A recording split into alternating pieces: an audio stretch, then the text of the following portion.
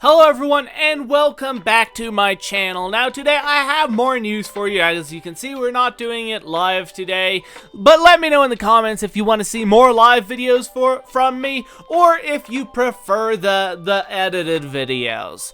Anyways, before we get into this article, remember to leave a like, subscribe, and follow me on all social media platforms. And now let's take a look at this, because this is just fun. Hillary Clinton, as we all know, she's still mad.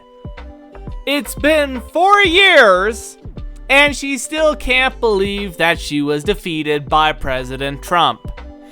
As you can see, I was born to be president. It makes me literally sick to my stomach to think of another Trump win. Now, Hillary She lost fair and square, but she's having a hard time accepting that. And just like other people with TDS, Hillary Clinton cannot handle the fact that Donald Trump actually won. Let's take a look at this. As you can see, failed presidential candidate Hillary Clinton is apparently still fuming over her loss to President Trump 4 years ago. During a recent appearance on Kara Swisher's New York Times opinion podcast, Sway, the former Secretary of State alleged that she was born to be president and that it literally made her sick to her stomach to think of another Trump win. Now, what did she say? What did she say specifically?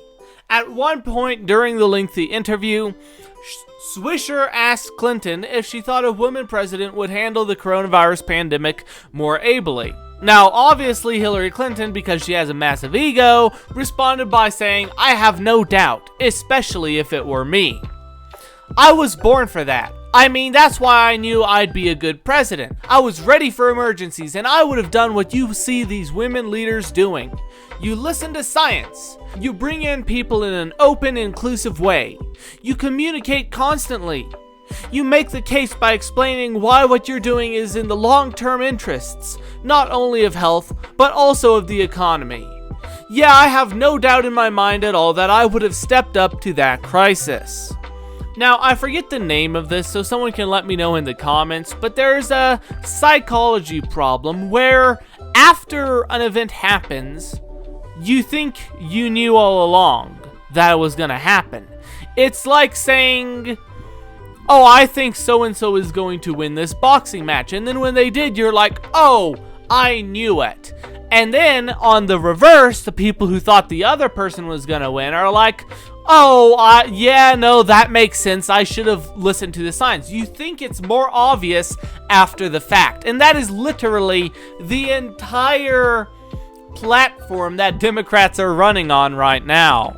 Hillary Clinton is clearly very confident she could have done it after the fact. But if she had actually been in Trump's place and had actually had to deal with this, I'm sure it would not have worked out as well.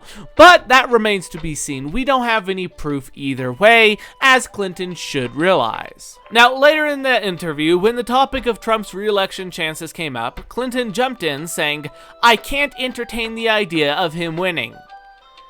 It would cause cognitive dissonance of a grave degree," she said, before adding that even thinking about a potential Trump win would also make her physically ill. "It makes me literally sick to my stomach to think that we'd have 4 more years of this abuse and destruction of our institutions, and damaging of our norms and our values, and lessening of our leadership, and the list goes on. But there's no doubt that he would do everything he could to attack and punish anyone who was, in his view, an adversary. I don't think he has any boundaries at all. I don't think he has any conscience." I mean, that's very rich, seeing who it's coming from. I mean, we all know the Clintons are incredibly corrupt, and somehow they think it's not hypocritical of them to accuse someone else of not having a conscience.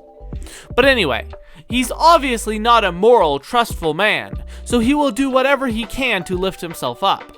And remember, as I said, he lives with this specter of illegitimacy. He knows more about how he got really elected than we do.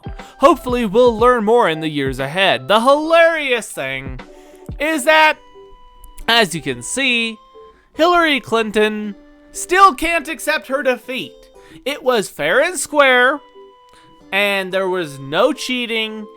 Nothing out of the ordinary happened, yet she still is unable to accept the simple fact that she lost. It seems to me that she is obsessing at this point over that loss. That loss, she has allowed it to define her, and that's not a good thing for anyone.